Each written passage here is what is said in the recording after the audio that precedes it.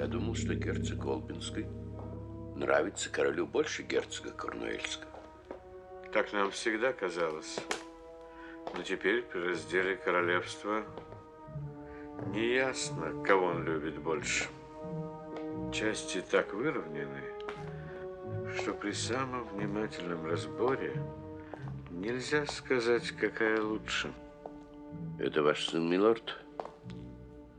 Я так часто краснел, признаваясь в этом, что постепенно перестал смущаться. Я не понимаю вас. Зато мать этого молодца поняла меня с первого взгляда и получила сына в люльку раньше, чем мужа в дом. Вы меня осуждаете? Нет, почему же? Если в результате получился такой бравый малый.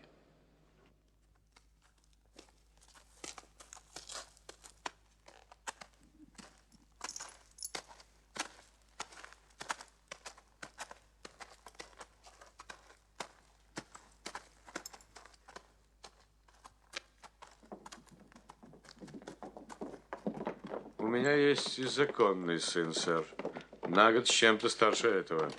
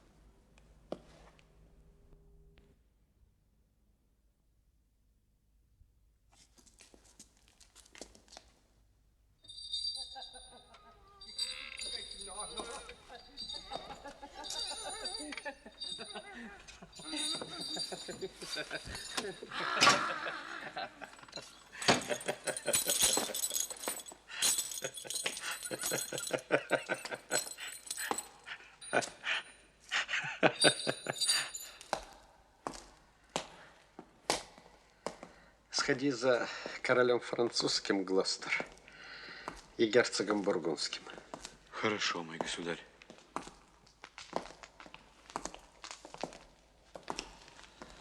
А мы вас посвятим в заветные решения наши глубже.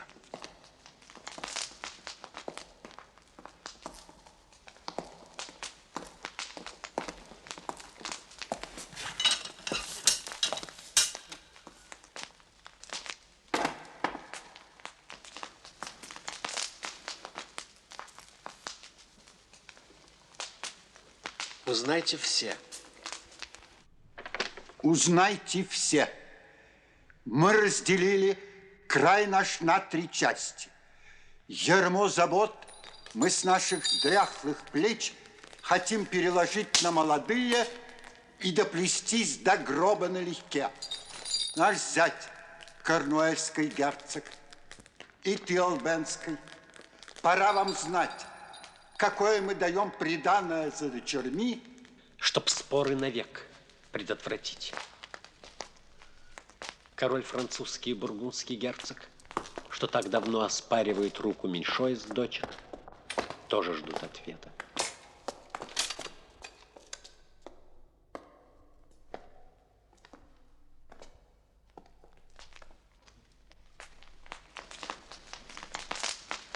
Ну, дочери.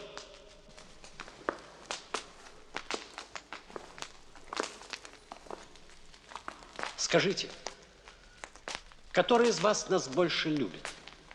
Чтоб щедрость шире пролилась на ту, в которой громче голос крови. Ты, Гонорилья, первый говори. Gonorrhée, notre aînée. Parlez la première. Я так люблю вас, что сказать не в силах. Вы мне дороже глаз, свободы, мира, всего, что ценится и что бесценно. Дороже жизни, красоты и чести. Я вас люблю, как не любили дети. И не были любимы их отцы. Язык не имеет от такого чувства не выразить, как вы любимы мной. А что Корделии сказать? Все, что лежит меж этими чертами, даем тебе навек с твоим потомством от герцога Олбенского.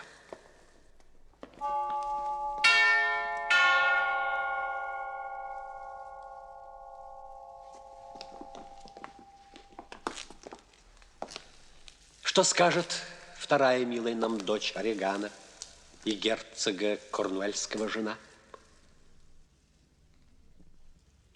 Я из того же металла, что сестра, и ровно с ней меня вы оцените. Всем сердцем верным я свою любовь в ее словах узнала, но они чрезмерно кратки. В одном мое блаженство — обожать вас, государь. Обожать вас, государь.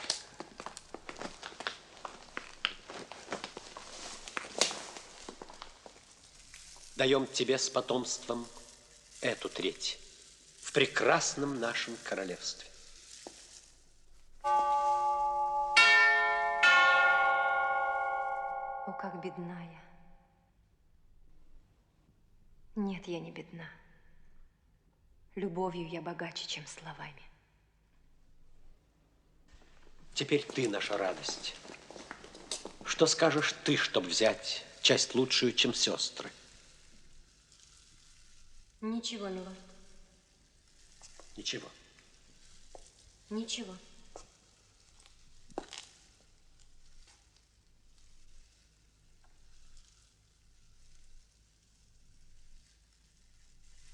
Из ничего и выйдет ничего.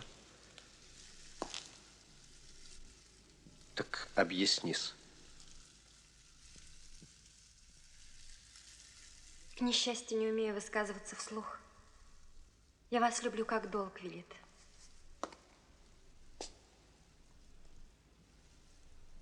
Ни больше и не меньше. J'aime votre majesté comme c'est mon devoir, ni plus ni moins.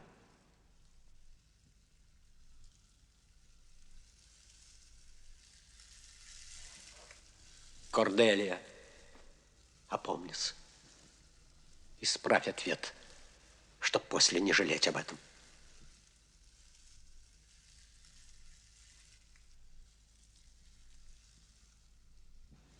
Вы дали жизнь мне, добрый государь. Растили и любили. Благодарность я тем же вам плачу. Люблю вас, чту и слушаюсь. На что супруги сестрам, которые вас любят одного? Наверное, когда я выйду замуж, часть нежности, заботы и любви я мужу передам. Когда б я одного отца любила, то замуж бы не вышла никогда.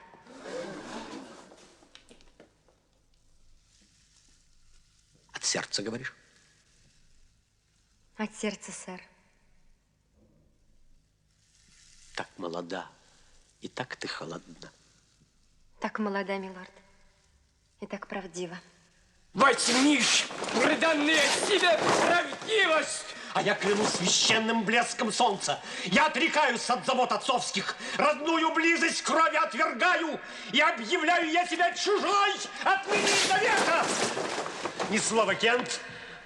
Я больше всех ее любил и думал дней остаток провесть у ней. Ступай прочь с глаз моих. Где король французский? Что? Бургундский герцог? Корнелл и Олбани, к своим частям прибавьте эту треть. Пусть гордость ей отыскивает мужа. Буду по месяцу гасить поочередно у каждого из вас, зачислив в свиту 100 рыцарей, себя оставив в почет и звание короля, а вам я отдаю права, доходы, власть. Великий Лир, в ком чтил я короля, кому я поклонялся. Берегись, ты видишь, лук натянут, прочь с дороги. Стреляй, не бойся пристрелить мне грудь. Кент будет груб, когда король безумен. Чего ты хочешь? Чтобы я молчал там, где гнет в спину лезть? Ручаюсь жизнью. У младшей дочери твоей любовь не меньше. И не бессердечны те, чей тихий голос не знавал притворства. Ты шутишь жизнью, Кент. Своею жизнь играл не раз я на войне с врагом. И снова для тебя играю ею. Прочь с глаз моих. Открой шире, Лир. Подлец, изменник. Отмени приказ. Ты дурно поступил.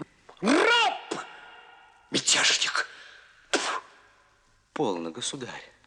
Слушай. Как подданный мой, слушай. Если завтра тебя найдут в моих владениях, немедленная смерть. Прощай, король. Ты ясно дал понять, что близ тебя свободе не бывать.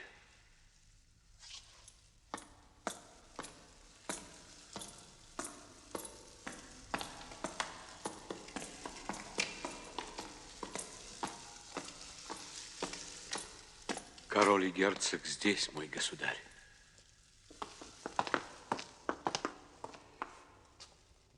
Мой герцог, с вас начнем переговоры. Вы сватались за нашу дочь. Она была когда-то дорога. Теперь ее цена упала. Готовы ли вы взять ее с проклятием за душою, с приданым гнева нашего? Я перечислил все ее богатства. Простите, благородный государь.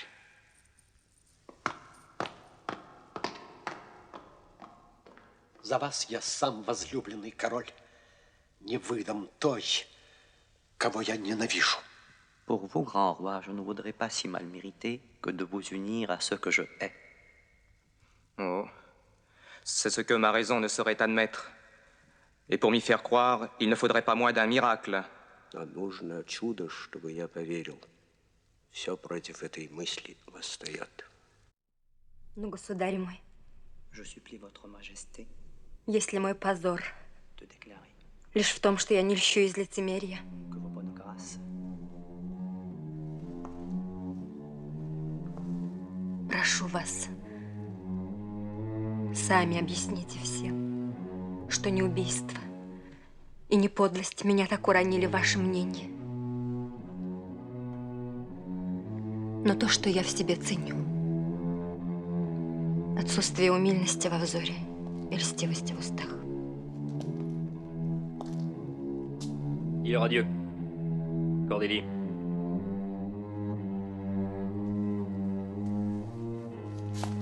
Она твоя, король. Иди с ней прочь. Она не дочь нам больше.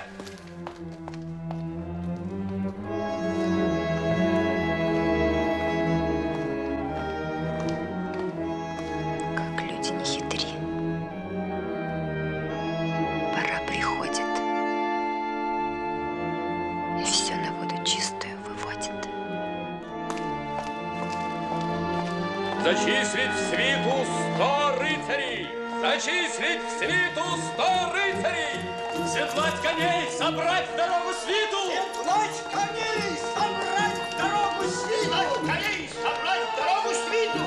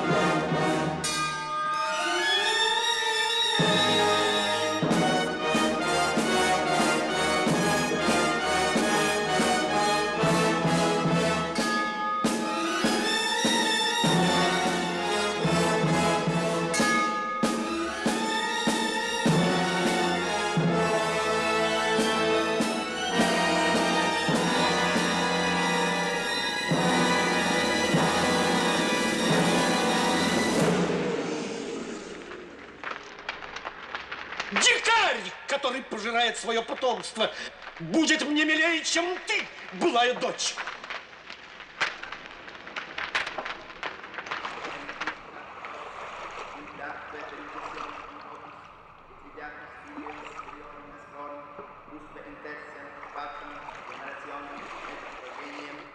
Et adoptatam pervignatis senectutem per Christum Dominum nostrum. Amen. Et benedictio Dei omnipotentis, Patris et Filii et Spiritus Sancti, descendet super vos et manet semper. Amen. Pax tecum, pax tecum.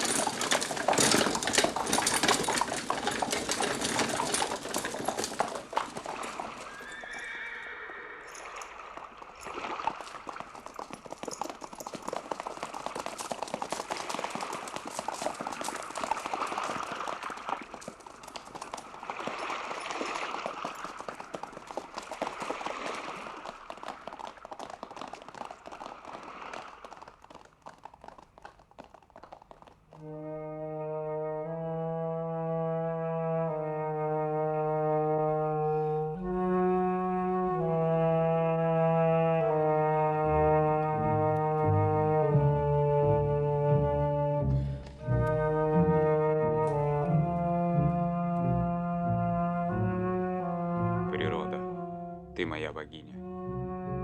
В жизни я лишь тебе послушен. Правами не поступлюсь. Пусть младший, чем брат. Побочный сын. Что значит сын побочный? И в чем тут стыд? В том, что свежее и ярче передают наследственность тайком, чем на приевшемся законном ложе, основывая целый род глупцов. Ну ладно, мой законный. Отправил в ссылку Кента. Покинул двор. Отрекся от венца внезапно, под влиянием минуты.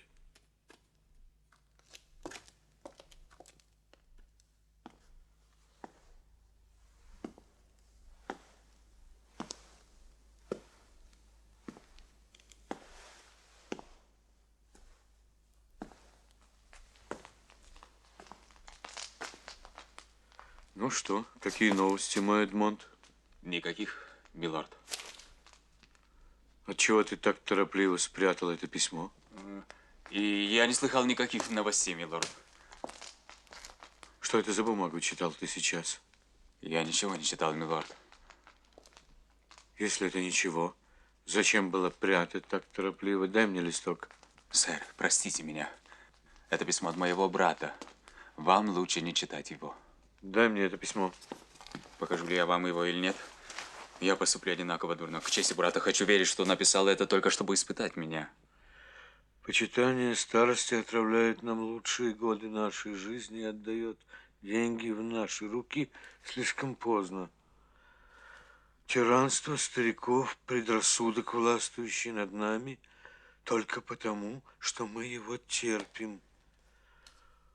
Встретимся и поговорим. Если бы отец смог уснуть и не просыпаться. Тебе досталась бы половина его доходов и постоянная любовь твоего брата Эдгара. Что это? Заговор? Негодяй.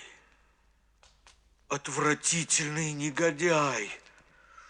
Подлое, бесчувственное животное. Отец! Где он? Сдержите свое негодование, пока у вас не будет веских доказательств. Эдмонд, вкрадись в его доверие. Выведи его на чистую воду. Вот они, эти недавние затмения, солнечное и лунное. Они не предвещают ничего хорошего. Везде братоубийственная рознь. В городах мятежи, в деревнях раздоры, во дворцах измены. И рушится связь между родителями и детьми. Наше лучшее время миновало. Когда ты виделся с отцом? Вчера вечером. Ты говорил с ним?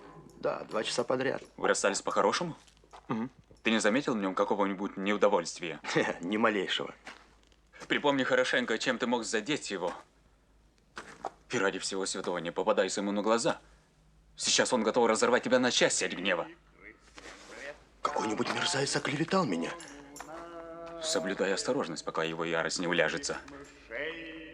Я дам тебе убежище в своей комнате. Вот ключ. Если вздумаешь отлучиться, бери оружие. Оружие? У него недоброе на уме против тебя. То, что я тебе рассказал, ничто по сравнению с действительностью.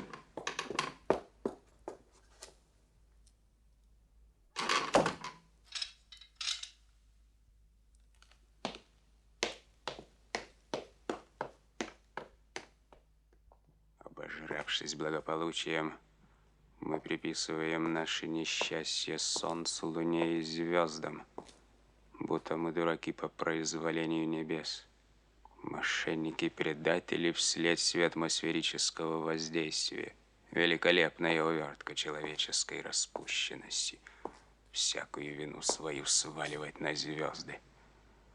Я то, что я есть. Я был бы тем же самым, если бы самая целомудренная звезда мерцала над моей колыбелью.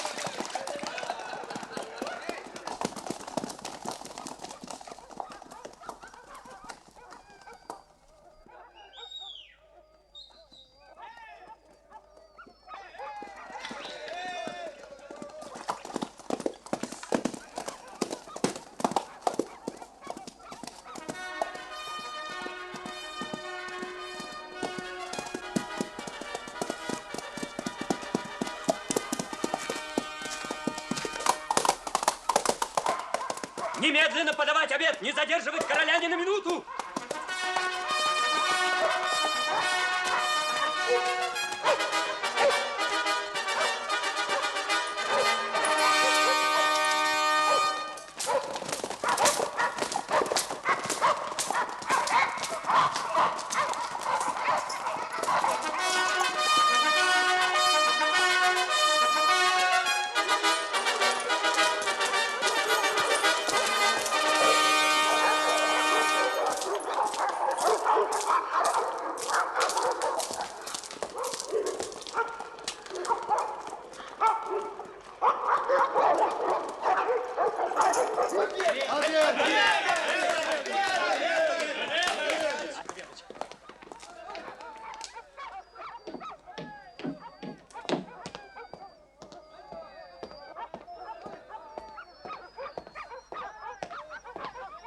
Где же мой шут? Эй, ты, сходи за моим шутом. Эй, ты, малый, где моя дочь? А? С вашего разрешения. Что он сказал? Вернуть этого негодяя. Где же мой шут? Что, все заснули? Ну как? Где этот невежа? Он говорит, милорд, что вашей дочери не здоровится. А почему он не вернулся, когда я его звал? Сэр, он не заявил, что он не желает возвращаться. Ах, не желает. Милорд, насколько я понимаю, с вашим величеством стали здесь обращаться без должной почтительности. Ага. Однако где же мой дурачок? Я второй день не вижу его. С отъездом молодой госпожи во Францию шут все время хандрит. Ни слова больше. Ступай, скажи моей дочери, что я желаю с ней поговорить. Позовите ко мне моего шута. А, это вы, сударь. Подите-ка, сударь, сюда. Кто я, сударь, по-вашему?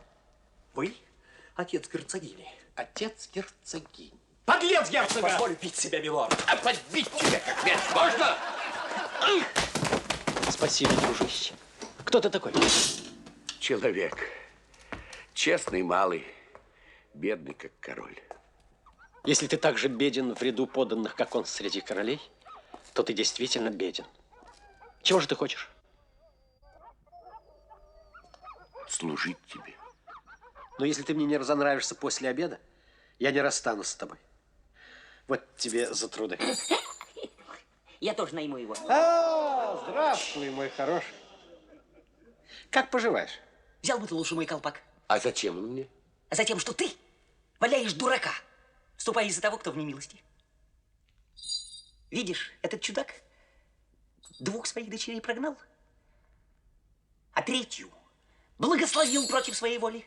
Служить ему можно только в дурацком колпаке. Берегись, каналья, видишь плетку? Правду всегда гонят из дома, как сторожевого пса на улицу. А лесть, как леди-сука, греется у камина и воняет. Камень в мой огород. Злой дурак. А ты знаешь разницу между злым дураком и добрым? Нет, дружок. Научи меня. Тот, кто решился по кускам страну свою раздать, тот приобщился к дуракам, он будет мне подстать. Мы станем с ним рука к руке. 2 круглых дурака. Один в дурацком колпаке, другой без колпака. Ты зовешь меня дураком, голубчик? Остальные титулы ты роздал, а это природный. А он не окончательно дурак. Для дураков печальный день. Все умники страны мозги надели на бекрень и стали мне равны. С каких это пор ты так распелся? С тех самых, как ты сделал своих дочек своими маменьками, дал им в руки розги, а с себя спустил штанишки.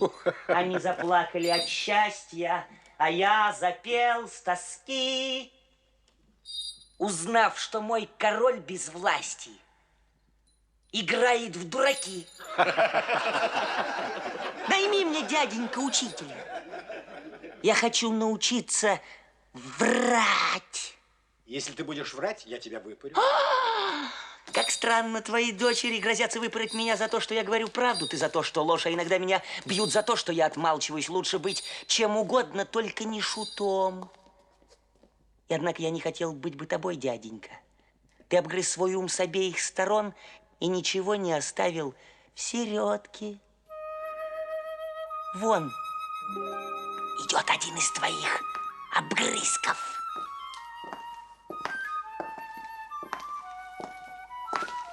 А, доченька, к чему эта хмурость? Последние дни ты все время дуешься. Ты был довольно славным малым во времена она, когда тебя не интересовало, дуется она или нет. Молчу, молчу, молчу. Я вижу, вы повелеваете мне молчать, хотя я не сказал ни слова.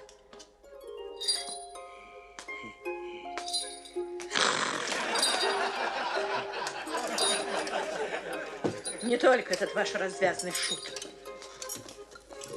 Вся ваша невоспитанная дворня бранит и осуждает все кругом. Я думала, услышав мой упрек, Вы прекратите это. Но узнала, что сами вы потворствуете этим безобразием. Не гневайтесь, но если это так, мне, видимо, теперь самой придется принять крутые меры. И если б не забота о благе государства, верьте мне, я бы постыдилась вмешиваться в это. А ты как думал, дяденька? Вскормил кукушку, воробей, бездомного птенца.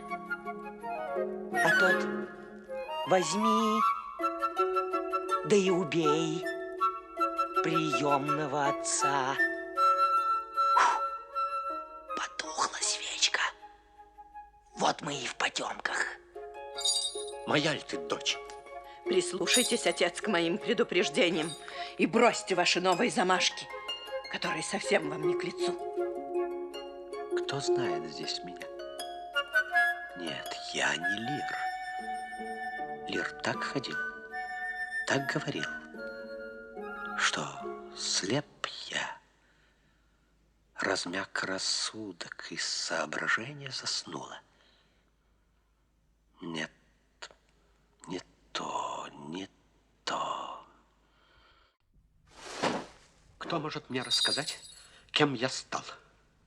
Тенью от Лира. Я действительно хочу знать, кто я.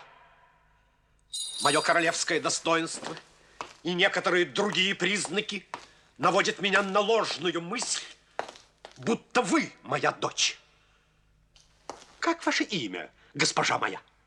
В вопросе вашем столько же притворства, как в прочих ваших выходках. Прошу понять меня как следует. Тут с вами сотни рыцарей, бедовый отчаянный народ, благодаря которым этот замок похож на балаган или кабак. Распорядитесь прекратить бесчинство. Вас просит та, кому не подобает просить, и было бы легче приказать. Извольте распустить часть вашей свиты. Оставьте малое число людей, которые не будут забываться и буйствовать. О, ты, дьяволы! Седлать коней! Седлать коней! Собрать в дорогу свиту!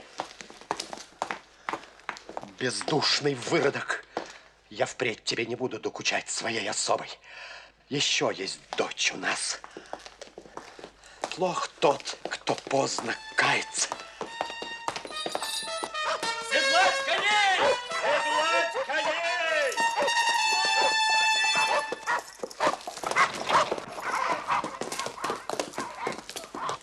Вы, сэр, с ней тоже заодно. Коней седлать. Сэр, успокойтесь. Ненасытный коршун. Ты лжешь. Как был я слеп. В путь, господа.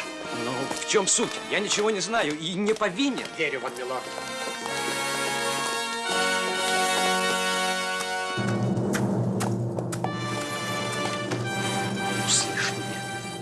Услышь меня, природа.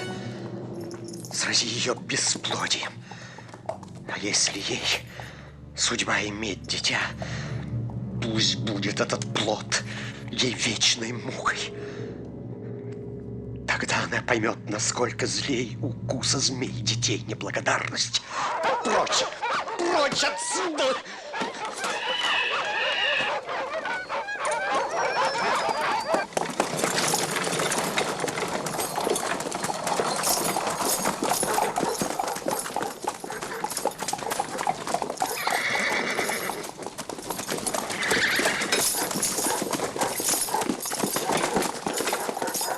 Падает в детство. Пусть себе шумит. Позовите мне Освальда. Придумал ловко. Нечего сказать. 100 рыцарей. 100 рыцарей готовых. Фантазии любые, старика в любое время поддержать оружием. Но где Освальд? Мне кажется, твой страх преувеличен. Лучше опасаться без меры, чем без меры доверять. Я написала обо всем сестре. Увидим, будет ли она держать его со свитой после. Возьми людей и в путь. К письму прибавишь устно про наши опасения.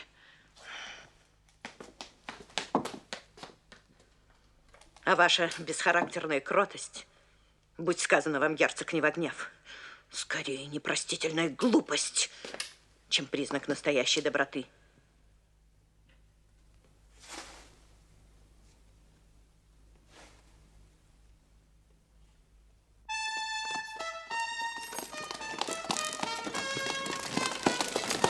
Лиса, плутовка и дочка короля. Одна бы вам веревка, одна бы вам петля. Продам колпак, куплю петлю. Дурак, товарищ королю. О, не плачьте вы, старческие глупые глаза. Есть у нас другая дочь.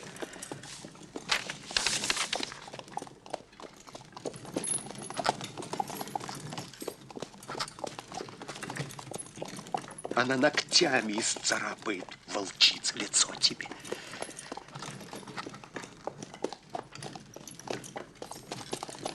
Не думай. Я верну всю мощь, которой я лишился навсегда, как ты вообразил. Я верну.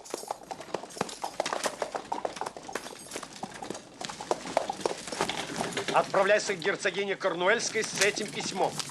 И торопись, иначе я приеду туда раньше тебя. Я глаз не сомкну, милорд, пока не передам вашего письма.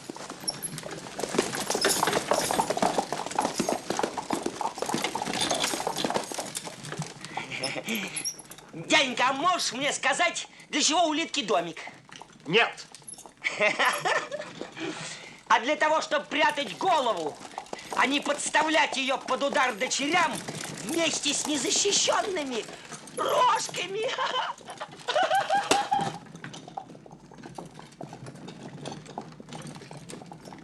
Не дай сойти с ума, благое небо. Дай сил, чтобы не сойти с ума.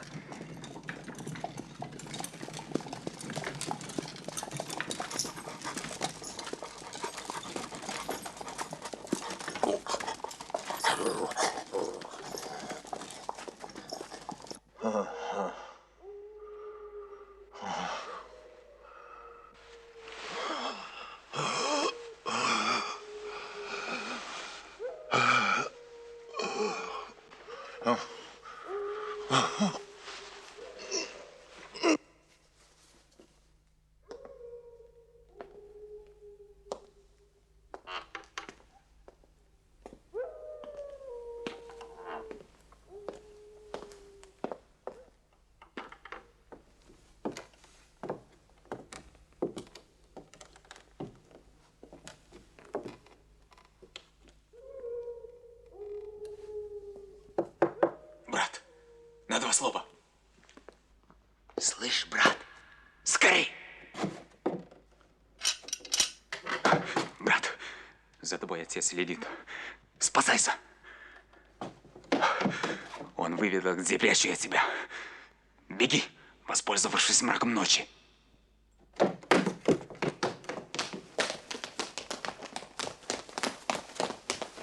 Сюда отец идет. Притворно я меч своим ножу против тебя. Вынь свой для вида. Огня сюда! Спасайся, брат, спасайся! Эй, люди, с факелами! Так, прощай.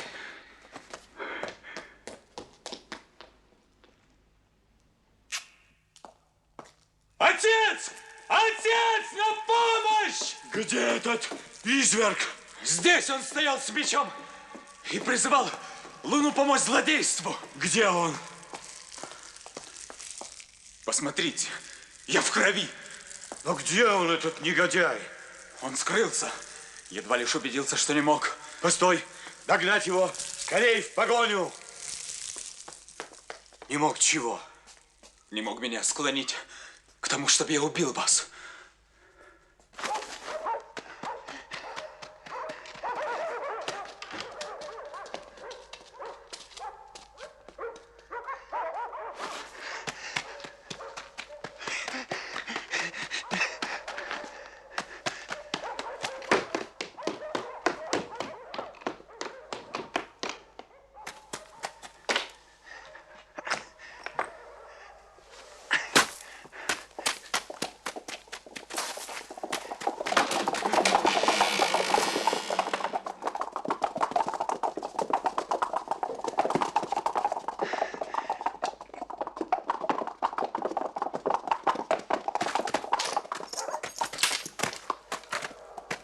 Ну как, мой друг, едва сюда я прибыл, я новости ужасные узнал. Все казни мягкие, если это правда. Как чувствуете вы себя, милорд? Разбито сердце старое, разбито. Неужто крестник моего отца, Эдгар, на вашу жизнь мог покушаться? О, леди, совестно признать. А не водил он дружбу с бунтарями в отцовской свите? Право, я не знаю, все это слишком тяжело. Да, герцогиня, он из этой шайки. К чему ж девица? Видно, этот сброд и подстрекал его, чтобы потом с убийцей наследство ваше пропивать. Об этом пишет и сестра в письме. И я покину дом, когда они к нам на постой приедут. Я слыхал, Эдмонд, что вы себя при этом показали достойным сыном. За ним в погоне послано? Конечно. А вас, Эдмонд, чья преданность и доблесть свидетельствуют сами за себя, хотел бы я зачислить нам на службу. Я доверяю людям вроде вас.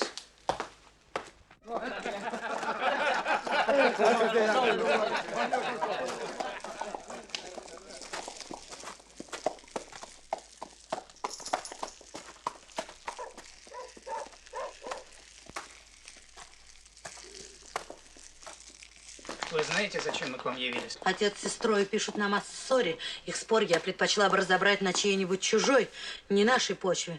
Гонцы здесь дожидаются. Заставьте себя отвлечься от своих невзгод для наших нетерпящих отлагательств. Рад вам служить, миледи. За честь почту гостями видеть вас обоих.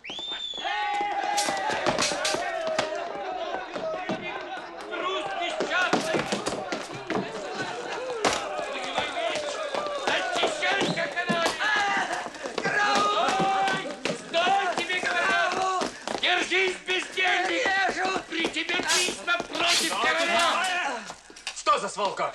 Что, молодой человек? Вам тоже захотелось? Мечи, оружие. Что здесь происходит? Под страхом смерти тише. Не шуметь. Поднявший меч умрет. Кто эти люди? Гонцы от короля и от сестры. Из-за чего затеяли вы драку? Едва дышу, милорд. Не мудрено, трусливый холоп. Доносчик, ублюдок, гнусный истец, готовый на любую пакость, чтобы отличиться. Все-таки от чего вы подрались? Этот старый грубиян, которого я пощадил за его седую бороду. Милорд! Позвольте, я сотру его в порошок и выкрашу им стену нужника. Молчать, бездельник! Видно, ты забыл, в чем ты присутствие. Я отсюда помню. Но и у гнева есть свои права. Чем ты разгневан? Что дано оружие свинье, которой чести не дано. У эти лживые листецы. Что да, сказать, что нет, им все равно.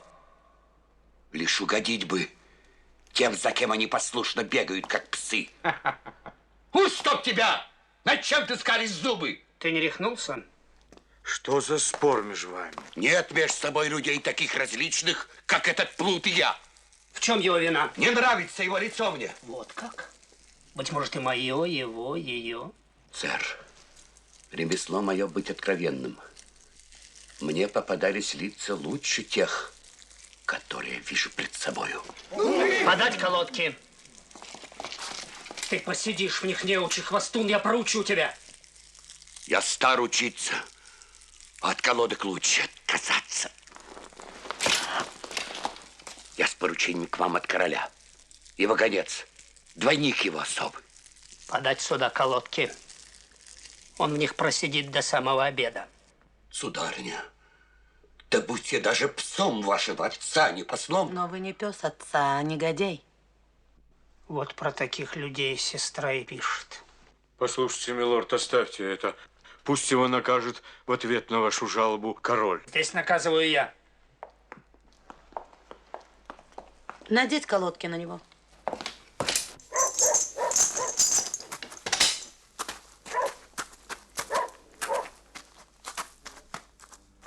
Мне жаль тебя, но тут хозяин герцог. Однако я попробую вступиться. Не надо, сэр.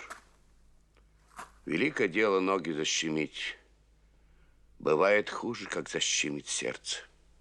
Прощайте, сэр. Нет, герцог поступил нехорошо.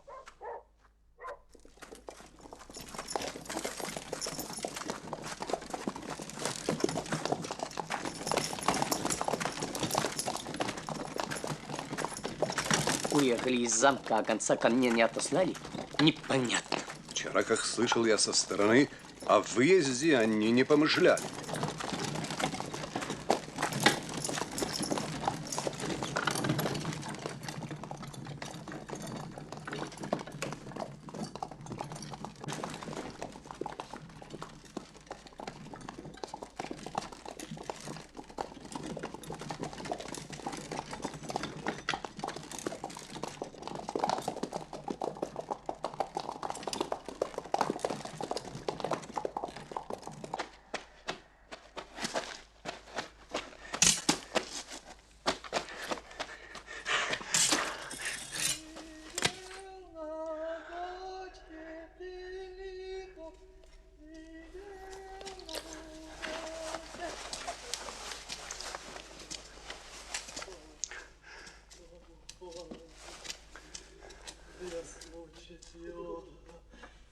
Бесы гонятся за мной. Сгинь, ведьма, брысь нечистый. Ему ничего не дам. Холодно. Бес мучит его. Он бродит от села к селу, его секут розгами. Тюрьмы, чурвасат, порчи чурвасат. С глаза, чтобы вас звезды не сглазили. Сидел на кочке и кот сидел на бугорке.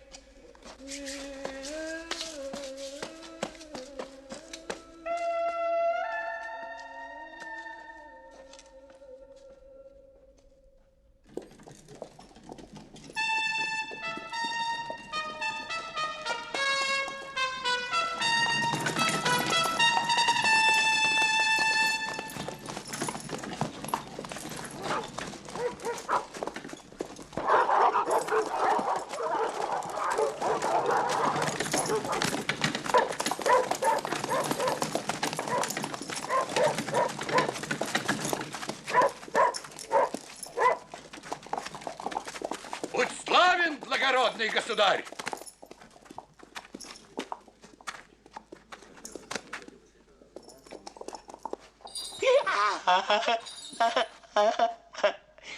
Жесткие на нем подвязки. Лошадей привязывают за голову, собак и медведей за шею, обезьян поперек туловища, а людей за ноги.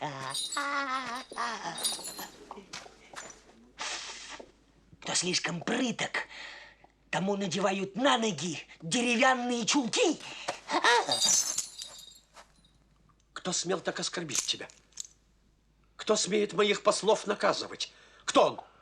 Он и она. Ваш зять и ваша дочь. Нет. Да. Нет, говорю я. А я говорю да. Не верю! Зима еще не прошла, коль гуси летят не в ту сторону. Отцов сановных и богатых ласкают дочки и зятья, а у кого штаны в заплатах, того не жалует семья.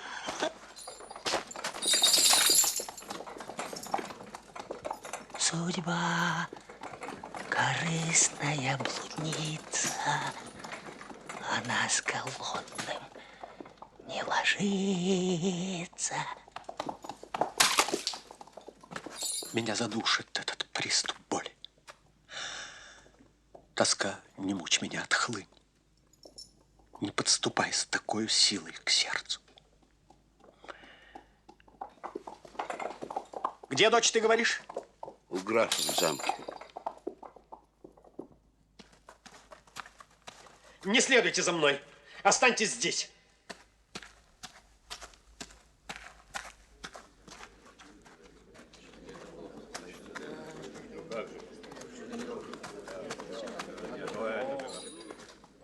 Где остальная свита?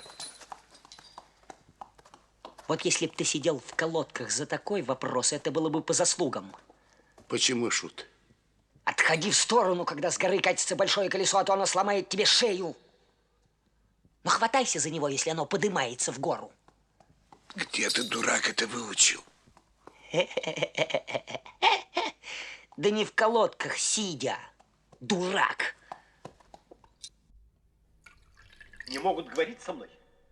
Больны, утомлены дорогой. Отговорки. Государь мой, вы знаете, как герцог сгоряча неукротим. Его не переспоришь. Смерть, мщенье. Что за черт? Неукротим. Мне надо. Надо, понимаешь, Глостер, мне надо видеть герцога с женой. Мой государь, я говорил им это. Ты говорил. А понял ты меня? Да, государь. Вот надо как сказать. Король желает говорить с Корнуэллом, с родной дочкой, любящий отец. Сказал ты это? Нет. Скажи неукротимому. Постой. Не надо. Он болен, может быть, и многое простительно болезни. Я погожу, я слишком был горяч и не подумал. Было безрассудно слова больного принимать всерьез. Однако, погоди, какого черта сидит в колодках этот человек? Нет, их отъезд сюда одна увертка. Освободить его! Ступай, скажи ему и ей, что я хочу их видеть немедленно, что я им приказал прийти для объяснений. А иначе я барабанить в двери прикажу, да так, чтобы сдохли спящие от страха. Ах, если бы все кончилось добром. Как больно бьется сердце. Тише, тише. Привет вам, дети. Здравствуйте, милорд. Я рада вашей милости. Еще бы. Я думаю, что рада вы, Регана. А, тебя освободили? Но об этом после. Моя Регана, дорогая, знай, твоя сестрица выродок. Ее жестокость мне сердце растерзал. Не в силах говорить. Ты не поверишь, как черств характер у нее, Реган. Сэр, удержитесь. Допущу скорее, что вы несправедливы к ней. Как мне понять? Мне трудно допустить, что Гомерилья могла забыть свой долг. А если ей пришлось унять бесчинство вашей свиты? Будь проклята она! Отец, вы стары. Нужен вам руководитель, что знал бы ваше положение лучше, чем сами вы. А потому прошу вас к сестре моей сейчас же возвратиться, признав вину. Просить прощения? Родная дочь, никчемен я и стар. Не откажи, молю я на коленях, дать мне одежду, пищу и постель. Довольно. Не к лицу вам эти шутки. К сестре вернитесь. Никогда, Регана. Пусть небеса обрушат месть свою ей на голову. Пламя лихорадки спали ее. Стремительные молнии, сверканием ей выжгите бесстыжие глаза. Болезнь испепели ее гордыню. О, боги! И меня в минуту гнева вы также проклинать начнете? О, нет. Тебя, Регана, никогда. Твой кроткий нрав мне повода не даст. Ты не глуха ведь голосу родства. Забыть не сможешь ты, что я тебе полкоролевства отдал. Ближе к делу. В колодке кем посажен мой слуга? По моему приказу. Я напрасно его еще так мягко наказал.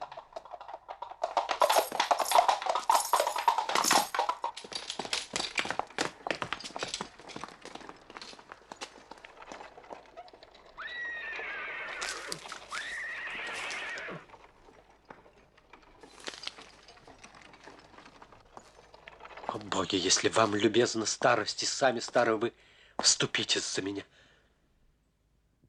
Ужели, Регана, ты подашь ей руку? Подаст, конечно. Почему же нет? В чем я виновна? Ведь не все вина, что назовет виной и слабоумие. Не забывайте лет своих, отец. Живите в соответствии с годами.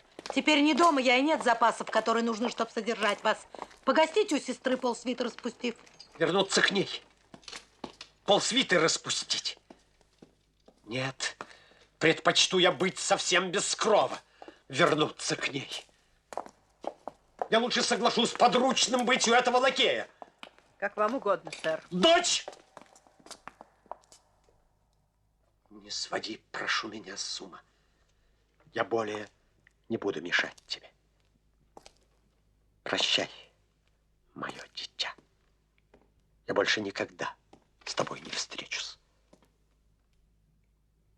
Но все ж, ты плоть, ты кровь, ты дочь моя. Или, вернее, болячка этой плоти. И стала быть моя болезнь. Нарыв. Да, опухоль с моей гнойной кровью.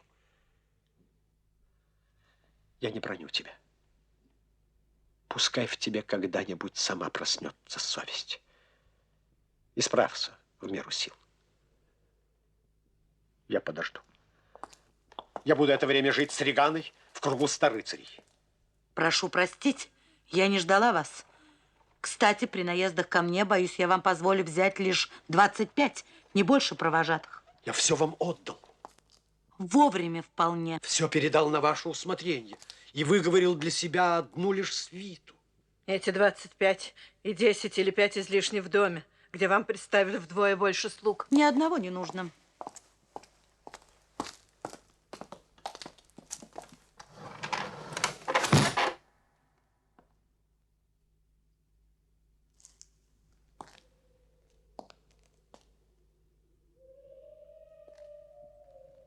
Нельзя судить, что нужно. Жалкий нищий сверхнужного имеет что-нибудь. Когда природу ограничить нужно, мы до скотов спустились бы. Терпение неба. Мне терпение нужно. О боги! Вот я здесь. Я старый беден. Пусть даже боги вашим попущением восстали дочери против отца. Не смейтесь больше надо мной. Вдохните в меня высокий гнев. Я так вам отомщу, злодейки ведьмы, что вздрогнет мир.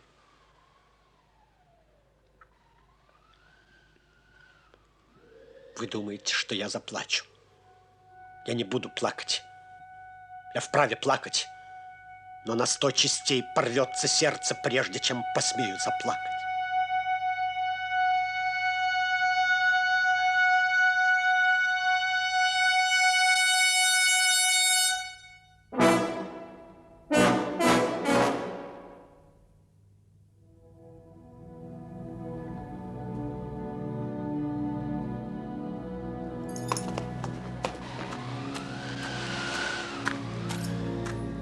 Шут мой! Я схожу с ума.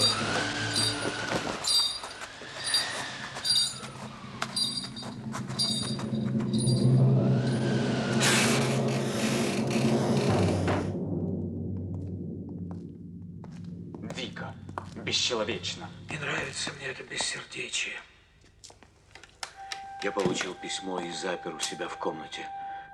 Несправедливости, которые терпит король, не останутся без отмщения. Надо стать на сторону короля. Я разыщу его. Ступай, займи герцога разговором, чтобы он не заметил моего отсутствия. И будь, пожалуйста, поосторожней.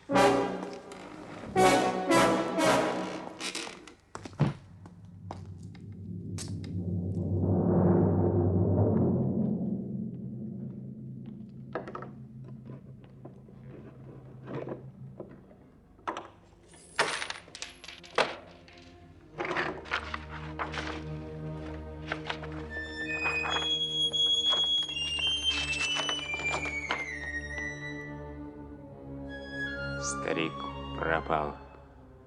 Я выдвинусь вперед. Он пожил, и довольно. Мой черед.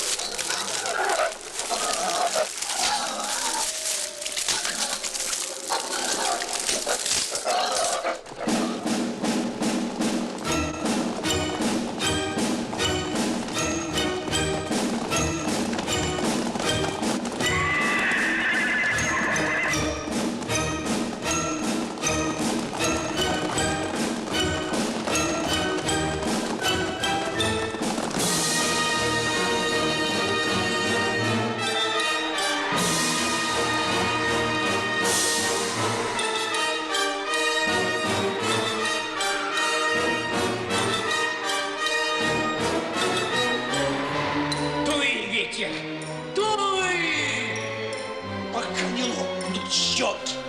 Лей дождь, ты гром, в лепешку снуси выпуклость вселенной.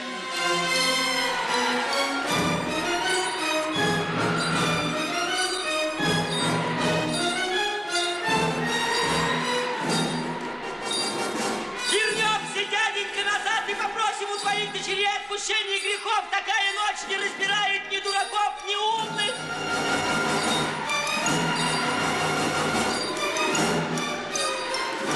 Вихрь, гром и ливень, вы не дочки мне. Я вас не упрекаю в бессердечии. Я царством не дарил, не звал детьми. Я ничего для вас не сделал. Да свершится вся ваша злая воля надо мной.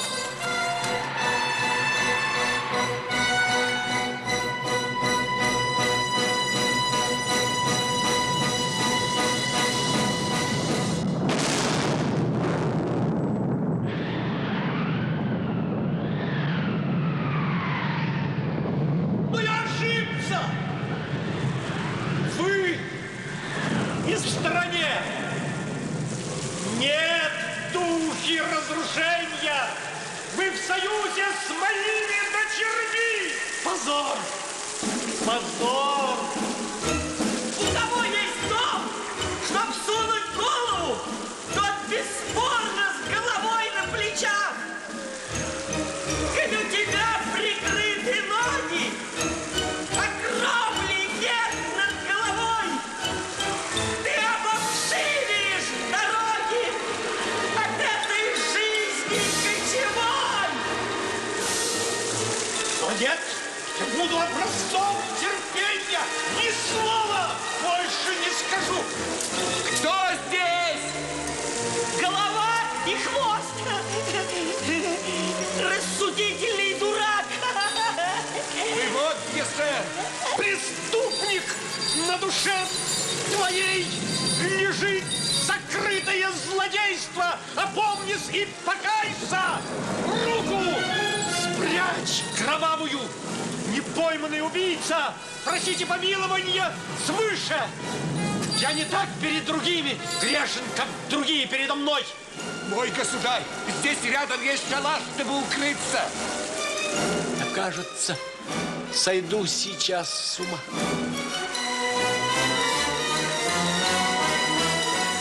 Что, милый друг, с тобой? Озяб, бедняжка. Озяб и я. Где, братец, твой сарай?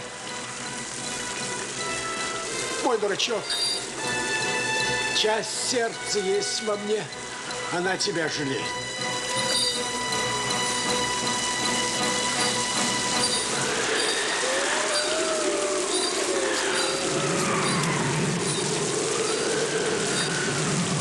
Вот он! Войдите, государь! Ступай, оставь меня. Войдите! Ты разбить мне сердце хочешь? А хоть не разобью свое! Войдите, государь! Какой ты странный. Ты думаешь промокнуть до костей такое горе? Мой государь, войдите внутрь! Войди, прошу я сам, и отдохни. Такая буря мне мешает думать о худшем зле. И все же я выйду. Иди, дружок, вперед. Бездомен ты. Иди, прошу. Я помолюсь и лягу.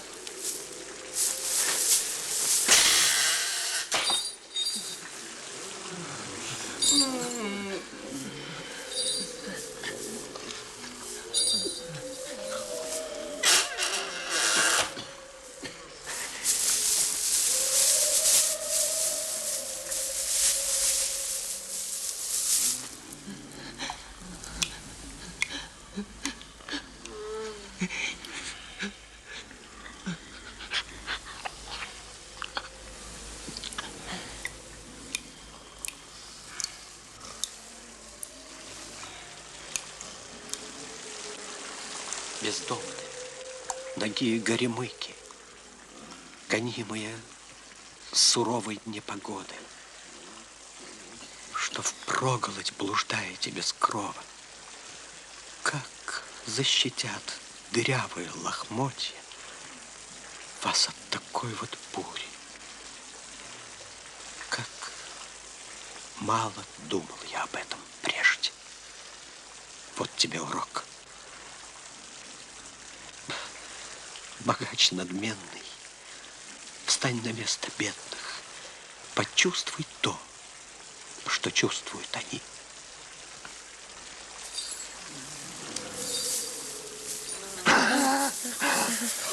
Сажень с половиной, сажень с половиной. Бедный Том. Не ходи, не ходи туда, дяденька, там нечистые силы. Кто там? Кто ты? Рычащий там в салоне. Выйди. Назад. Нечистый меня преследует. В терновнике северный ветер свистит. Ложись в холодную постель и согрейся. Ты отдал все своим двум дочерям и стал таким. Подайте милостыньку бедному Тому. Нечистая сила таскала его по огню, по пламени, по омутам. Заставляла скакать верхом со собственной тенью, чтобы поймать ее. Зачем подсматривать? Ранипов ваш ум в целости. Довольно. Ты отдал все. Ты ничего не спас. Только передник остался. Иначе нам было бы неловко смотреть на него. У него нет дочерей, государь. Сгинь, отрицатель.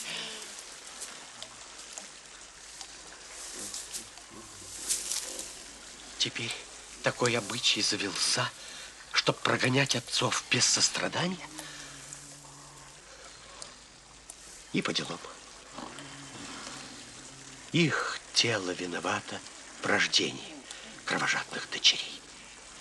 Сидел на кочке, пиликок, сидел на пугарьке. Эта ночь превратит нас всех в сумасшедших или шутов. Береги слово духа, днем холодно.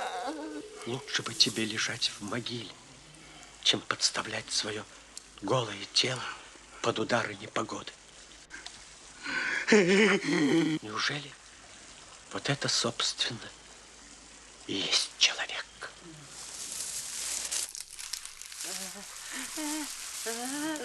Посмотрите на него. На нем все свое. Ничего чужого.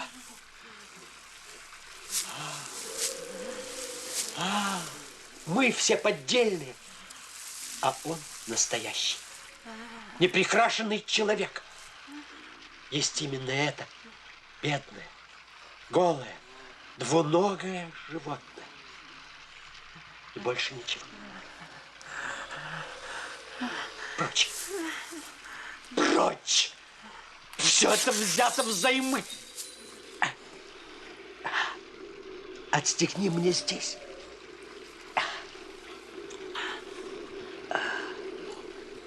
Перестань, дяденька. Не такая ночь, чтобы купаться. Вам плохо, государь? Да будет так. К суду их призываем. Садись сюда, ученейший судья. А ты сюда, мудрец. Ну, вы, лисицы. Прилягте, отдохните. Ее первую к допросу. Это гонорилья. Клянусь, перед этим почтенным собранием она пинками вытолкала бедного короля, своего отца. Вот другая, как глаза скосила. По ним уж видно, что за сердце в ней.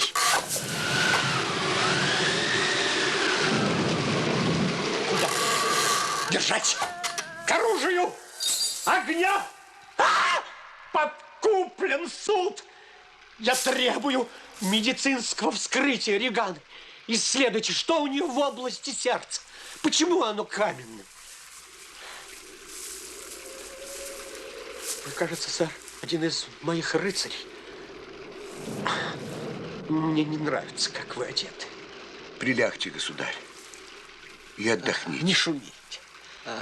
Не шумите. Задерните полог.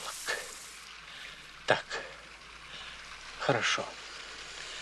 Завтра встанем, утром поужинаем.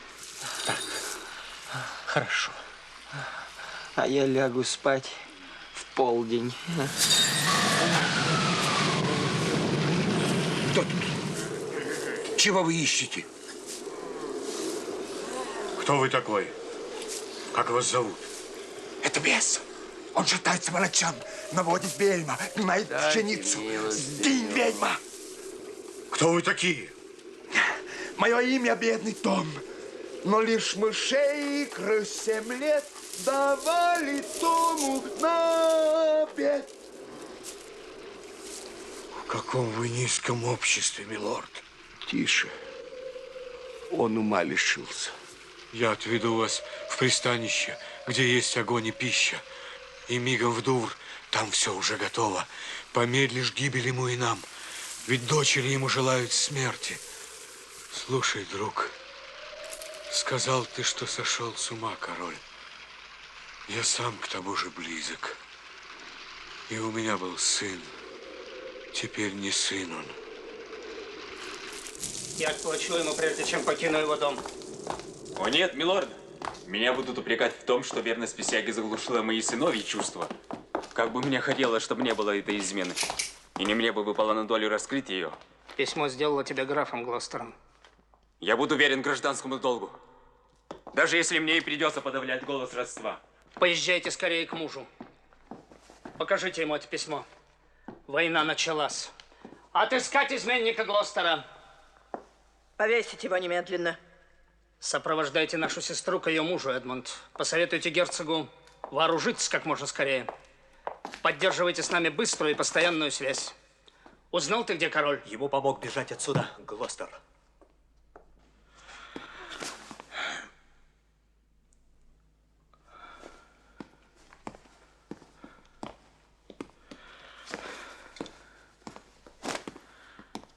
Предатель. Коварная лисица. Держите крепче. Лорд, миледи, не платите злом за доброе мое гостеприимство. Держите, я сказал.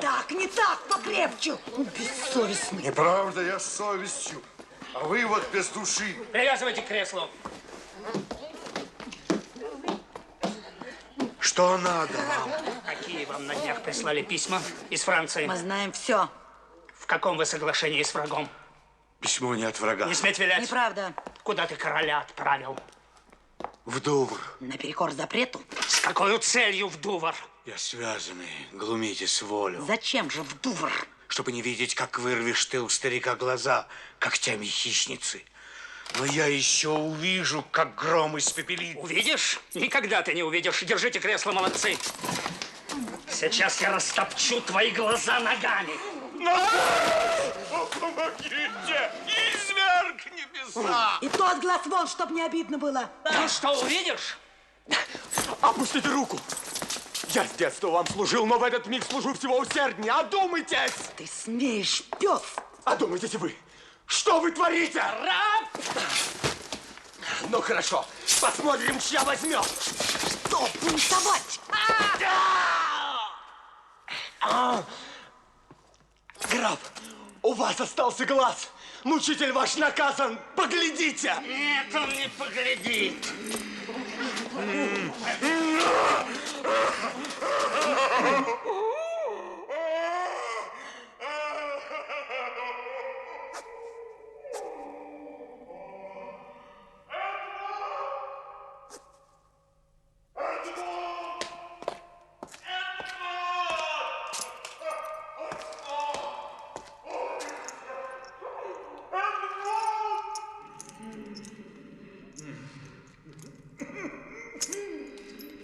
Не стоишь ты того, чтобы называть его по имени.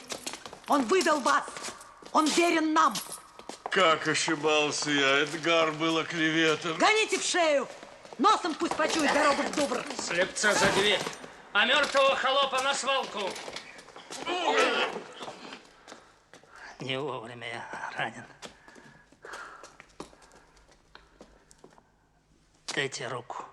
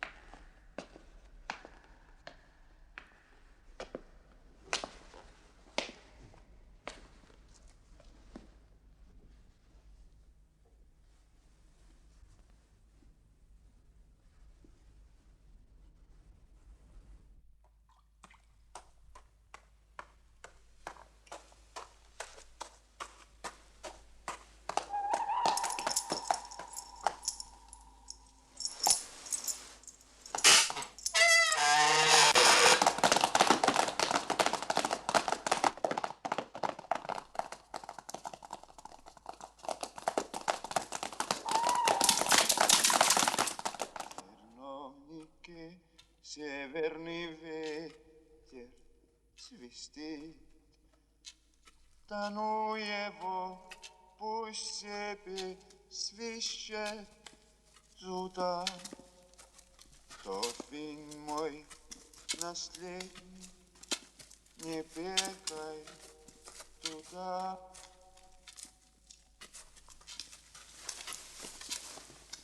Отверженным быть легче, чем блистать и быть предметом скрытого презрения. Для тех, кто пал на низшую ступень.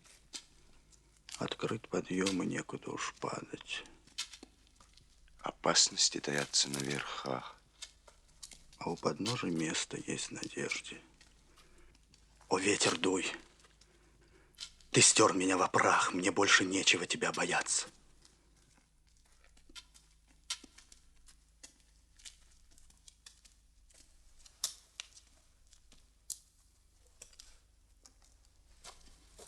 Уйди, мой друг, меня уж не спасти, а ты себя погубишь. Как слепому найти вам путь? Нет у меня пути, и глаз не надо мне. Я оступался, когда был зряч. Бедный мой Эдгар, когда б я прикоснуться мог к тебе, сказал бы, что вернуло зрение. Это бедный Том. Куда идешь, приятель? Это голый нищий. И полоумный. Он не так уж глуп, раз может прокормиться. Вчера я видел в бурю такого же. Подобный человек, как червь, подумал я тогда с презрением. Тогда я сына извергом считал. С тех пор узнал я много. Люди-мухи. Нам боги любят крылья обрывать. Я взять хочу его в поводыри. С безумным как пойдете? В смутные года идет всегда слепец за сумасшедшим. Эй, голяк! Тому холодно. Иди сюда. Я больше притворяться не могу. А притворяться надо.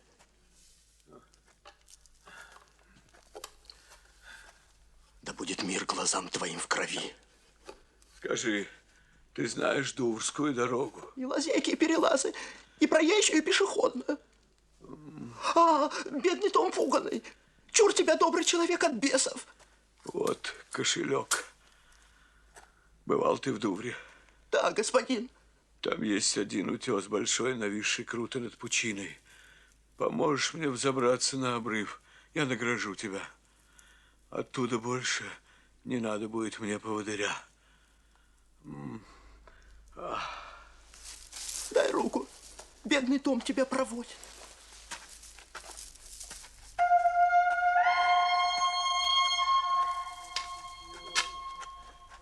Бесы гонятся за мной.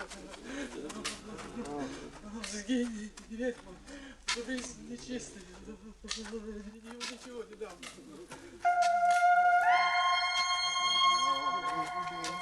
Северный ветер свистит, тону его, пусть себе. Граф, будьте гостем. Я удивлена, что миротворец муж мой нас не встретил. Где герцог? Здесь. Его нельзя узнать. Я говорю, что высадилось войско, смеется. Говорю, что вы в пути, едете сюда, а он тем хуже. Про Глостера измену говорю и доблестное поведение сына, а он мне говорит, что я дурак и будто все толкую наизнанку. Так не входите. Это глупый трус, лишенный самолюбия. Все, о чем был разговор дорогой, входит в силу. Верните Корнуэлла, пусть спешит.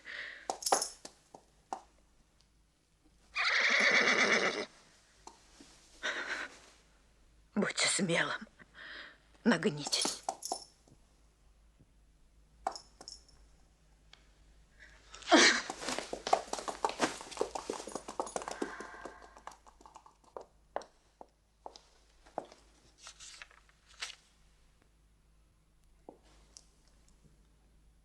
Что я, собака? Внимания не стою. Гонорилья, не стоишь пыли ты, который зря тебя осыпал ветер.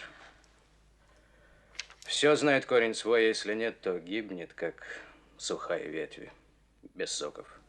Довольно! Жалкий вздор. Не новое это. Негодным не годится доброта, собственная грязь. Милее и ближе. Что сделали? Что натворили вы, чудовищные выродки без сердца? Жалкий трус, с щеками для пощечин, с головой для промахов. Ты разницы не видишь. Меж честью и бесчестием бей в барабан! В стране грозят кордели и солдаты. А ты, апостол кротости, сидишь и лишь вздыхаешь. Для чего все это? Глянь на себя. Уродство сатаны ничто, пред злобной женщиной уродством.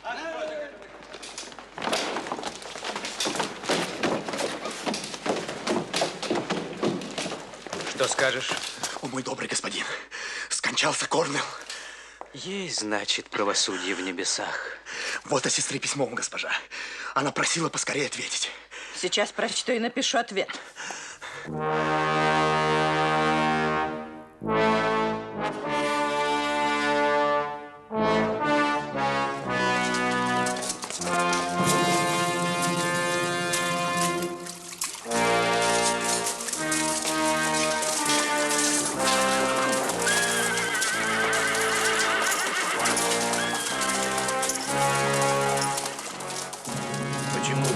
Французский король так неожиданно вернулся во Францию? Его отозвали туда важные государственные дела. Великодушный Кент, как мне воздать тебе за доброту? Мне не достанет ни средств, ни жизни. Полно. Этих слов достаточно с меня. Искать его везде. Пошлите целый полк, чтобы обыскали высокие хлеба. Способны ли знания вернуть ему рассудок? Средства имеются такое, госпожа. Больничная сиделка наша отдых. Ищите же, ищите немедленно его. Чтоб невзначай часть не покончила он с собой.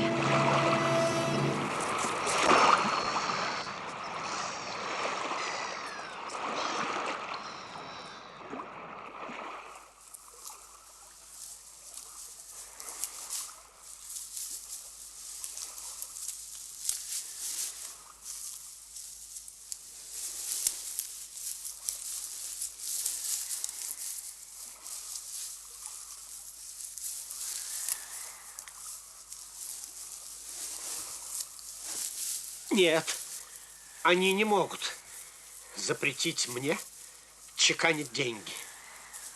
Это мое право. Я ведь сам король.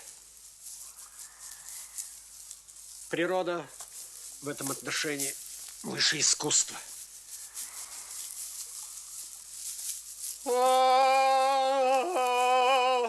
Вот тебе солдатское жалование. Ха, этот малый держит лук как чучело. Оттяни мне тетиву на всю длину стрелы. Вот моя железная рукавица. Я ее бросаю в лицо великану. Говори пароль. Душишь ты, майоран? Проходи. А, Гонорилья с седою бородой. Они ласкали меня, как собачку, и врали, что я умен не по годам. Они на все отвечали да и нет, все время да и нет, да и нет.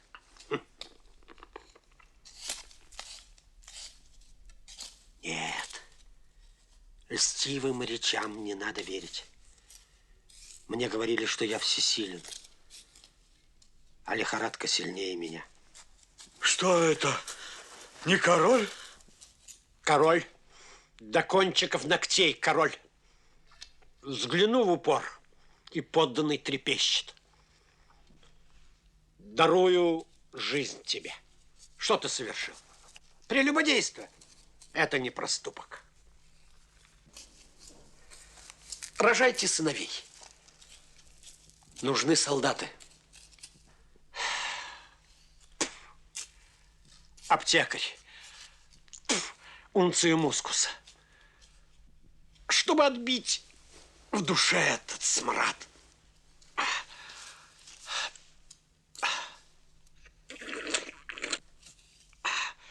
Вот деньги.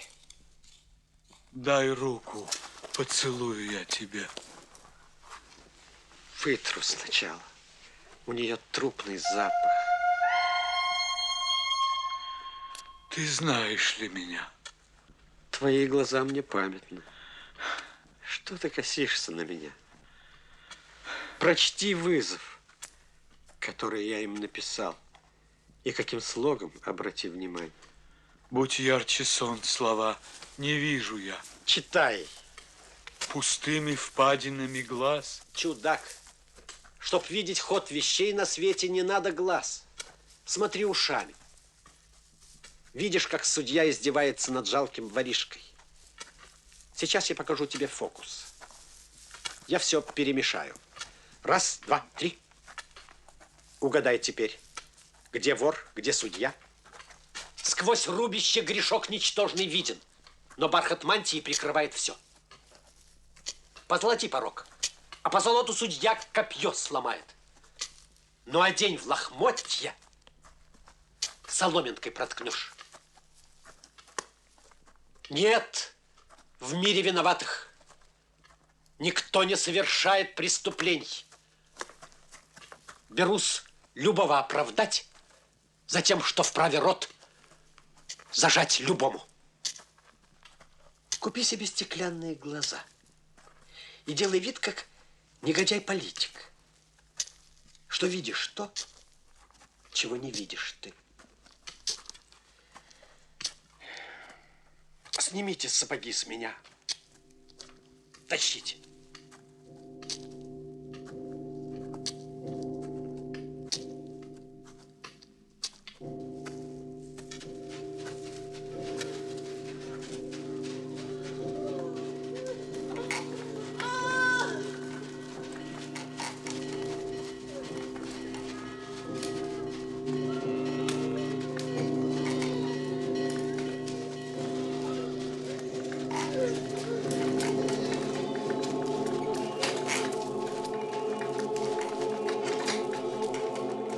Я знаю хорошо тебя, ты Глостер. Терпи. В слезах явились мы на свет. И в первый миг, едва вдохнули воздух, мы стали жаловаться и кричать. Я проповедь скажу тебе. Послушай. О, скорбь. Мы плакали, пришедшие в мир на это представление с шутами. И вот мысль. 100 коням войлок замотать копыта и на зятьев. Врасплох. Резать, бить без сожаления, бить без сожаления. Государь, дочь любящая ваша. Нет спасения. Не делайте вреда мне. Будет выкуп. Я попрошу врача. Я ранен в мозг. У вас ни в чем не будет недостатка. Опять все мне сносить? Мой государь. О, я умру без жалоб. Как юноша. Не надо унывать. Да-да. Ведь я король. Не забывайте, вы помните ли это, господа? Вы повелитель наш. Мы вам послушны. Тогда другое дело. Чтобы поймать счастье, надо уметь бегать. Прыг, прыг, прыг, прыг.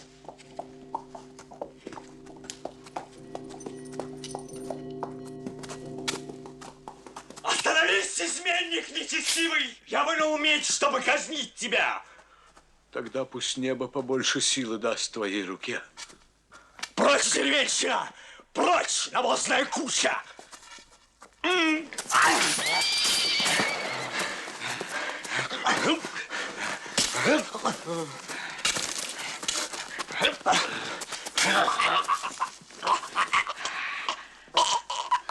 Возьми мой кошелек. Письмо, которое найдешь при мне, отдай Эдмунду Глостеру. Он в стане, он англичан.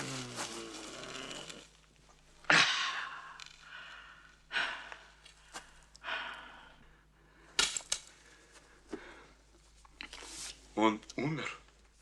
Жаль, что не на плахе. Вспомни наши клятвы. Этот брак – моя вечная пытка. Освободи меня.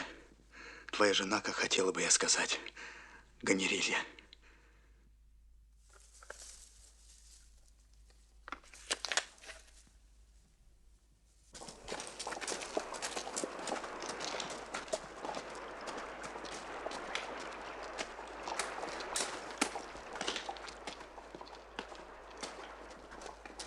Скажите, как здоровье государя?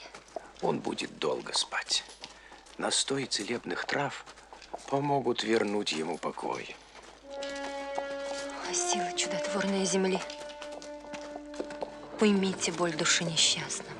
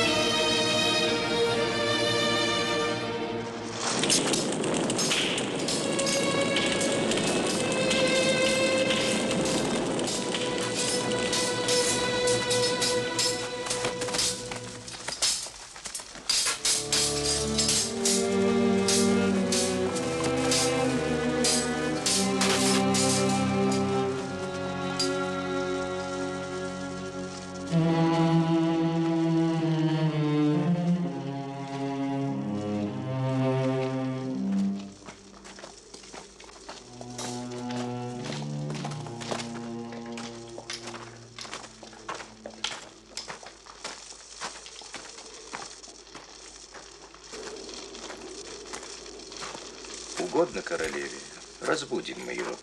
Он долго спал. Хорошо.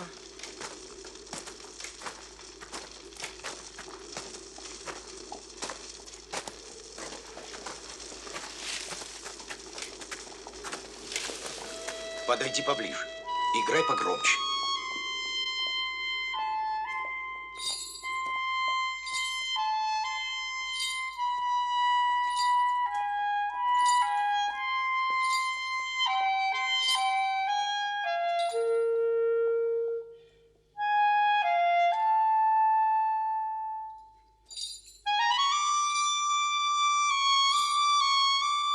Дорогой отец, о, если бы врачующую силу моим губам, чтоб поцелуй мой стер следы всего, что сестры натворили с тобой, родной. Он должен был вас сединой растрогать. Хотя бы даже не был вам отцом. Я пустила греться такую ночь собаку своего врага. А ты был рад несчастный. Ночлегу в шалаше.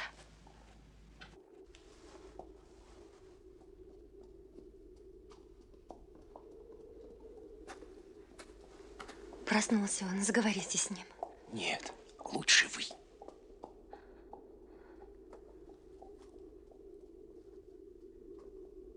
Как вашему величеству спалось?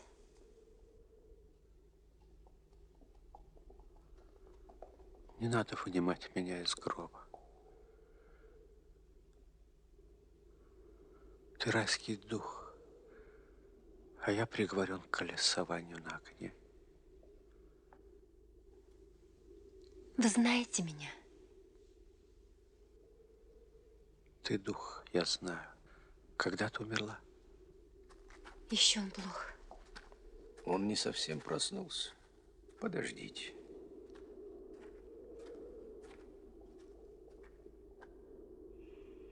Где был я раньше?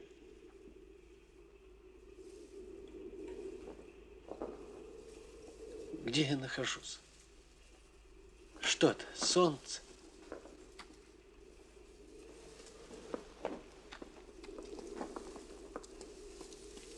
Я обманут всеми. Взгляните на меня, благословите.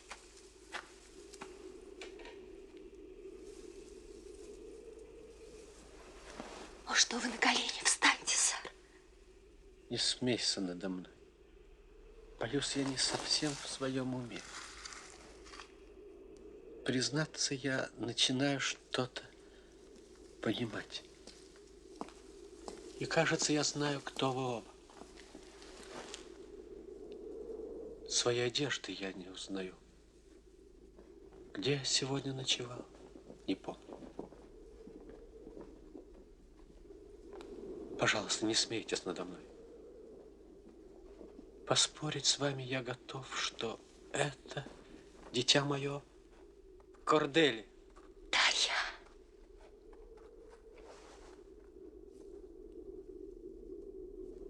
Что это?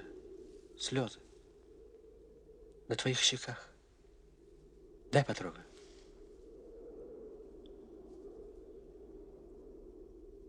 Да, это слезы.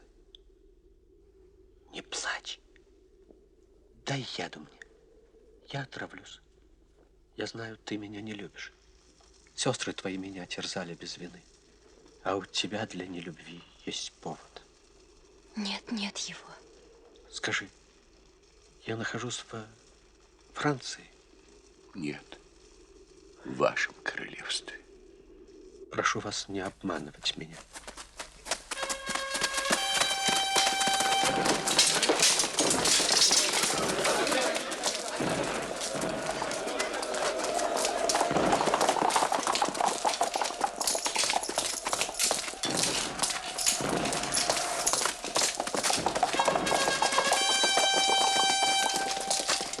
Не будь со мной строга. Прости. Забудь.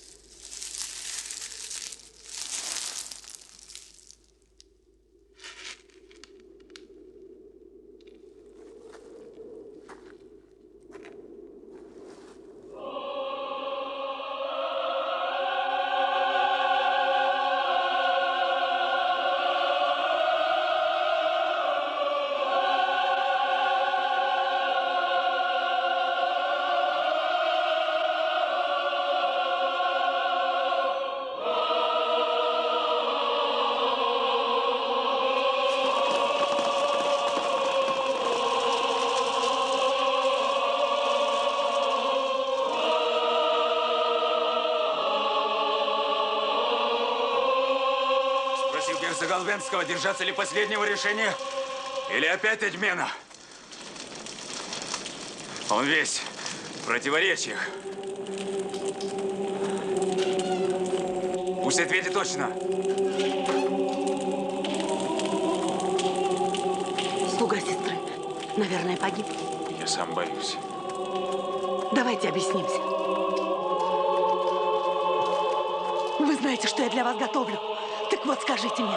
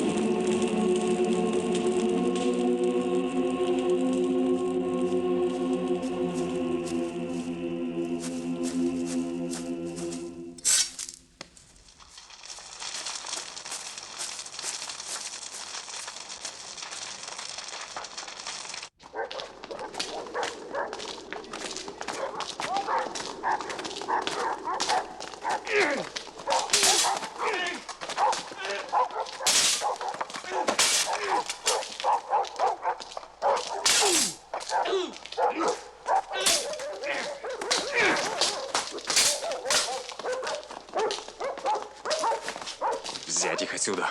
Хорошо стеречь. Они вынесут им приговор. А славные те дочери и сестры, нас разве не покажут им? Нет, нет. Пускай нас отведут скорее в темницу. Мы там, как птицы в клетке, будем петь. Ты встанешь под мое благословение. Я на колени встану пред тобой, моля прощения. Так вдвоем и будем. Жить, радоваться, песни распевать и сказки сказывать. И любоваться порханием пестрокрылых мотыльков. Там будем узнавать от заключенных про новости двора и толковать, кто взял, кто нет, кто в силе, кто в опале. Мы в каменной тюрьме переживем все лжеучения, всех великих мира, все смены их, прилив их и отлив. Отвесь их прочь! Ты тут, Корделия. Мы неразлучны. Порознь из темницы нас, как лисиц, не выкурить огнем. Ну, утри глаза. Чума их сгложит, прежде чем мы решимся плакать из-за них.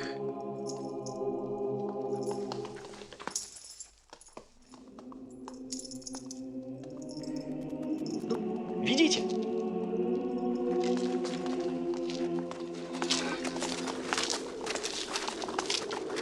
Послушай, капитан, свери в крепость. Тебе я поднял на одну ступень. Пойдешь и выше, если все исполнишь. Повиноваться должен человек велением века. Жалость неприлична военному.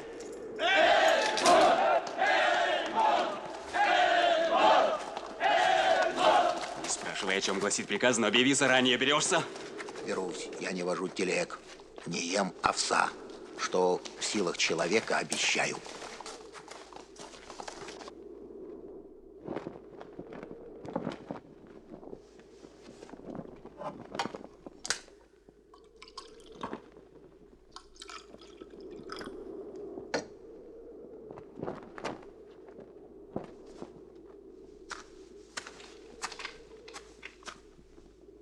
Сэр, вы сегодня выказали храбрость. Вам улыбнулось счастье. Враги у вас в плену. Мы требуем их выдать. Чтоб воевать, я должен быть в ладу своей совестью. И мой противник французы, а не король. Я нужным счел больного короля по страже отправить в заключение. Он трогает чувствительность солдат. И эта жалость может подорвать повиновение. Спокойнее. Простите, сэр, я вас считаю подчиненным, а не равным. Смотря по титулу, какой я дам ему сейчас. Он полководец мой и в битве представлял мою особу. Не хлопачи. Его и так заслуги возвысили без помощи твоей. Но я его поставлю рядом с вами. Особенно, когда с ним вступишь в брак. Насмешники – хорошие пророки. Но это предсказал плохой пророк. Воитель мой, будь мне и господином, и супругом. Так он тебе и будет. Помешать такому шагу ведь не в вашей власти. Но и не вашей. Бей сбор и объяви о нашем браке. Стой! Тебя я арестую. Ты, Эдмонд, виновен в государственной измене. Сестра, я должен ваши притязания отместь, как опекун своей жены.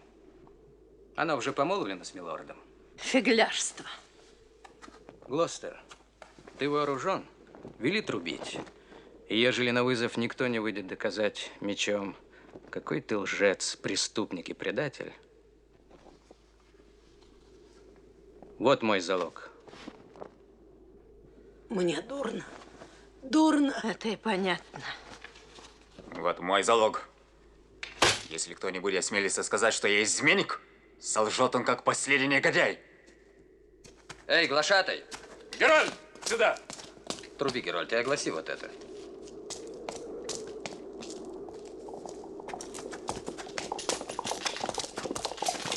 Всякий из офицеров и дворян, желающий силой оружия доказать, что Эдмонд, граф Глостер, предатель, благоволит выступить по третьему зову трубы.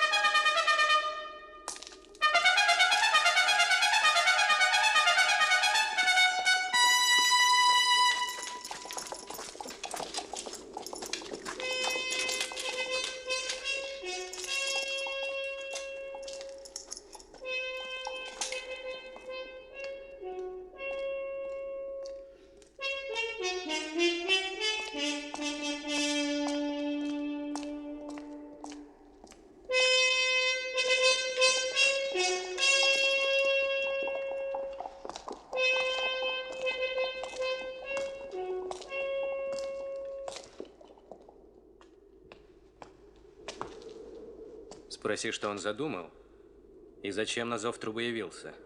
Рыцарь! Кто ты по имени и званию? Почему ответил ты на вызов? Знайте, имя утрачено мое и клеветой загрязнено, но я такой же знатный, как мой противник. Почему ответил ты на вызов? Ты предатель и изменник, и весь запятнан с головы до ног следами гнусной низости и грязи. Бросай ложь твою тебе назад! Рвите бой!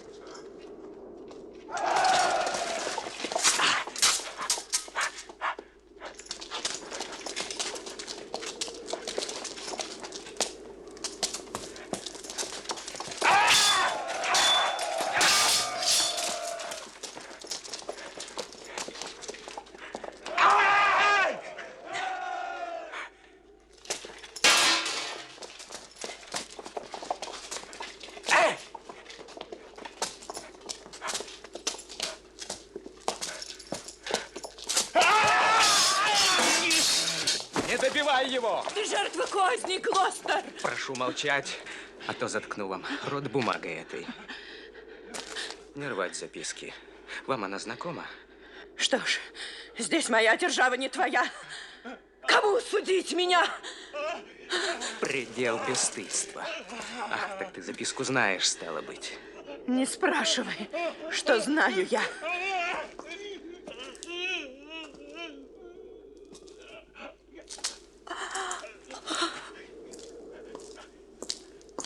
Следите за ней. Она от горя вне себя.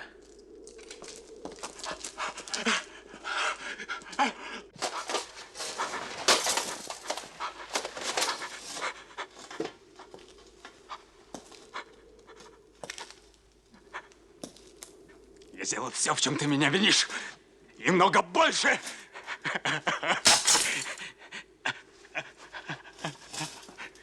Но кто же ты?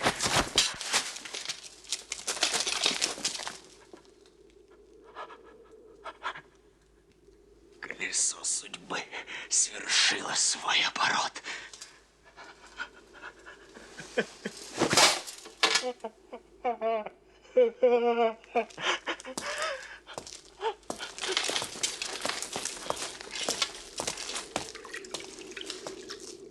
Не знать мне счастья, если хоть притворно на миг я отвернулся от тебя и твоего отца. Я знаю это. Где ты скрывался? Как проведал ты о бедствиях отца? Я разделял их. Как нас к себе привязывает жизнь. Мы медленную смерть от долгих пыток предпочитаем быстрому концу. Что случилось? Она мертва. Кто мертв? Скажи скорей. Мертва супруга ваша. Закололась, пред этим отравив свою сестру. Она созналась в этом. Несите их сюда. Вселяет страх небесный суд, свершившийся над ними. Я помолвлен с обеими. Теперь нас всех троих венчает смерть.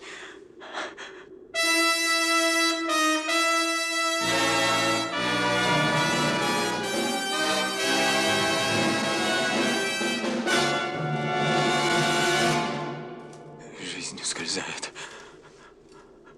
Пред смертью сделать я хочу добро. Хоть это непривычно мне. В тюрьму! Не медлите!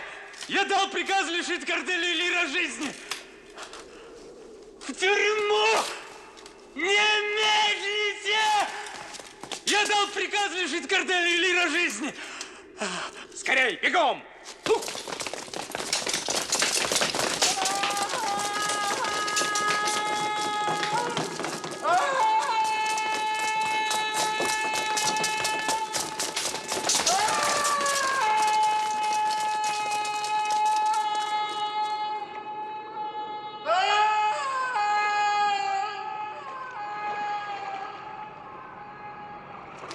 Вопите! Войте! Войте! Люди! Вы из камня! Вы из камня! Мне ваши бы глаза и языки! Мир рухнул бы! Мир рухнул бы! Она ушла навеки. Да что я, право, мертвый от живой не отличу. Она мертвее праха. Не это ли час кончины мира? Исполнение сроков. Конец времен и прекращение дней. Перо пошевелилось. Оживает. Ах, если это правда, этот миг искупит все, что выстрадал я в жизни. О, господин мой. Пропадите! Убийцы! Подлецы! Я б спас ее! А вот теперь она ушла навеки. Корделия, Корделия. Чуть-чуть повремени еще. Что ты сказал? Ах, у нее был нежный голосок, что так прекрасно в женщине. Кто вы? Я плохо вижу. Слуга ваш Кент. Он славный малый был. Храбрец, рубака. Умер и истлел.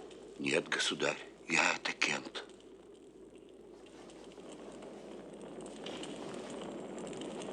Мою бедняжку удавили. Нет, не дышит.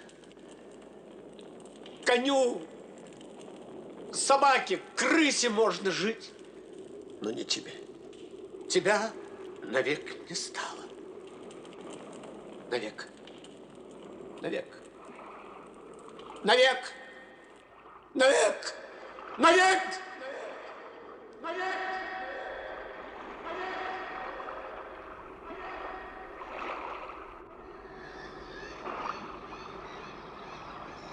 Мне больно. Пуговицу расстегните.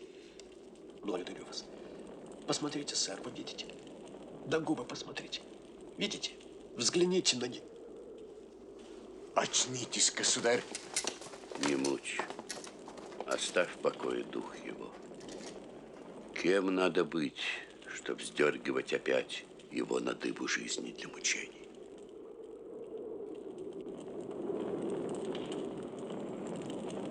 Несите мертвых. Наш ближайший долг – оплакать их. Друзья мои, вы оба мне опора, чтобы вывести край из горя и позора. Не смею, герцог, сборами тянуть. Меня король зовет. Мне надо в путь.